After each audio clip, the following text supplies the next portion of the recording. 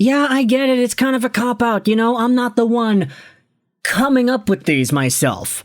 I'm just sitting here responding, reading, and reacting. So that is my job in this, I guess. But today, what I wanted to do was head over onto NHL.com. Because throughout the course of the offseason, the NHL and its subsequent writers have gone out there and tried to provide us with content to digest as this busy, extremely frantic offseason continues. Just kidding, it's Opposites Day. There's absolutely nothing happening. So we're going over hypothetical questions, we're going over situations, we're talking about teams like the Detroit Red Wings. And diving into Mike Morreale's 3 questions facing Stevie Y and his squad.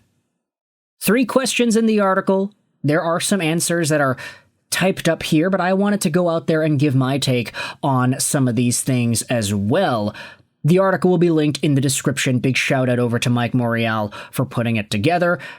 NHL.com is providing in-depth roster, prospect, and fantasy analysis for each of... Okay, we need to get by this. 3 important questions for the Detroit Red Wings. And I think the first one is kind of the one that sums it all up. Are the Red Wings better now than a season ago? Detroit gets a full season of coach Todd McLellan, and that alone should help provide a bit more stability and competition from the outset. The club is in a different position than it was 5 years ago, in that there's a good young nucleus of players already in the lineup and those looking to make their mark, and also some savvy veterans capable of leading by example. After adding several new pieces this offseason, GM Stevie Y said he might not be completely done either, but Detroit does look primed for more consistency in 25-26. The biggest acquisition was goalie John Gibson in a trade with the Anaheim Ducks, and his presence alone should boost confidence and solidify a position that has seen 13 different starters since 2019-20.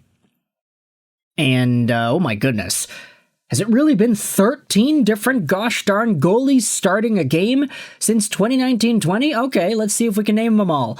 Lyon, Talbot, Mrazek. Okay, we're not going to do that. That's going to take way too long. But man, oh man.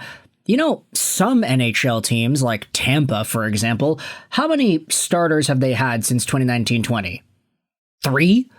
Like Andrei Vasilevsky and whomever is backing him up in a given season? Like, that is just such a high turnaround of goalies. And I guess at the same time, it's even worse for Detroit because it's like, yeah, they're running with 3 goalies every year. So what more do you want? They're always going to have guys rotating around there. But the question on whether or not the Wings are a better team now than they were 1 season ago really just boils down to conversion. It's going to boil down to how well these guys actually play together, and if they actually have what it takes to be a cohesive unit that's able to build off of each other and, hopefully, improve in all the areas that the Red Wings lacked the past few years.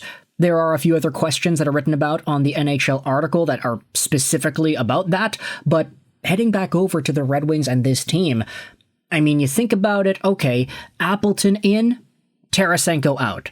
Maybe that's not really too much of a change in terms of value, but monetarily you can say, okay, there's room for Appleton. JVR is also in there too. Maybe that does help the team out a little bit.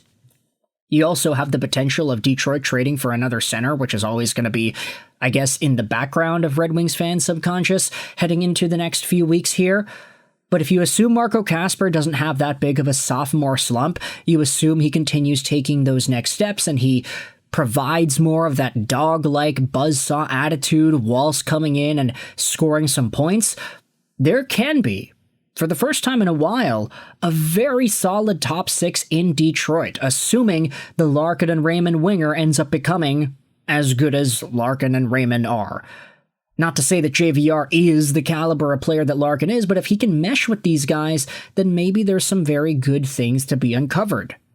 Not to mention the bottom 6, as long as Mason Appleton, for example, is doing his thing, he was always a very good, decent player, so I think he'll be a totally reasonable addition in this role.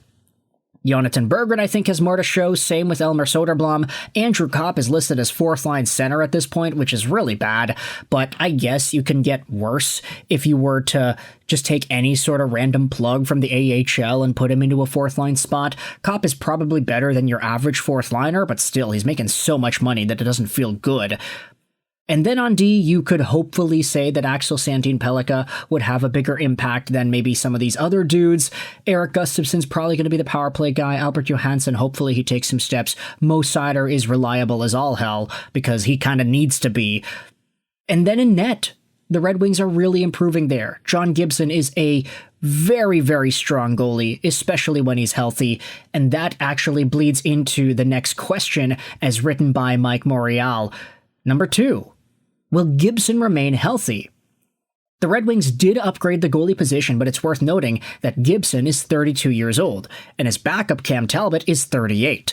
The third goalie in the pipeline is probably Sebastian Cossa, who turns 23 on November 21st. Gibson played 12 seasons in Anaheim after he was selected in the second round of 2011's draft. He went 11-11-2 in 29 games during an injury-plagued 24-25 with a .277 goals against and a .912 save percentage. Yeah, believe me, I was complaining like every other week about John Gibson because I had him in fantasy and the guy was just keep on getting hurt all the time. He has 2 years remaining on an 8-year deal that he had signed with Anaheim back in 2018. He missed the first 12 games of 24-25 due to an appendectomy, 3 more in February due to an upper body injury, and then 7 games due to a lower body injury before returning March 20th, where he made 33 saves in a 4-1 win at the Nashville Predators. John has been, throughout the course of his career, a proven starter and a good starter in the NHL, Steve Yzerman said. And as Anaheim has gone through their rebuilding process, that probably affected his play a little bit. Gibson is looking for more opportunity to play, and we're counting on him, obviously, to give us quality starts and upgrade our team net. So, John Gibson, man, he is another one of these guys that needs to prove healthy if he's going to prove valuable for the Detroit Red Wings heading into next season and beyond. The numbers are there. Like, a .912 save percentage in 2025 is really, really good. It's just the guy was not available as much as he should have been in order to be a full-time number 1 starter. Not to say that Cam Talbot can't handle the task of being a starter. We saw this previous season that he's pretty good still. But he's 38. How long is he going to be good for? That's the question, I feel. Let's head into the third and final question on this article over here. Can the penalty kill improve? Yeah, that's exactly what we are referring to earlier in the video. Detroit's PK was last in the league and ranked 4th worst in history. Oh my gosh, that's so bad. 4th worst in NHL history. 70.1% last season. Only one other team among the bottom 4 in the 4 worst teams in penalty kill history played after 1985. The 2020-2021 Devils, who had a 71% PK. The Red Wings were worse than them. Oy, oy, oy. The article says, though, there is optimism entering this season. First, McClellan and his staff will be able to implement their scheme from day one, and that should make a considerable difference. There will be internal growth during training camp with a few new players, and don't forget Gibson, one of the NHL's most respected goalies, being counted on in case of breakdowns. It wouldn't be far-fetched to see forwards Andrew Kopp and JT Compher with D-men Ben Sherratt and Mo Seider on the first PK to begin the year. Mason Appleton, who had signed a 2-year deal on July 1st, and defenseman Simon Edvinsson, Albert Johansson, and JBD, who signed a 2-year contract on July 1st, are also very confident penalty killers. So the article doesn't give any conclusions there, it just says, hey, some of these guys can be good at PKing, but the question is it actually going to improve? For my money, I hope that they're at least a little bit better than 70.1%, but, you can't be too sure nowadays, right? So I want you to answer these questions in the comment section below. 1, are the Red Wings a better team than they were 1 year ago? 2, will Gibson remain healthy? And 3, can the PK improve? 3 very simple questions, not so simple answers. The article is going to be linked in the description as well if you want to go out there and dive into it yourself, but I hope you enjoyed this video. And bye.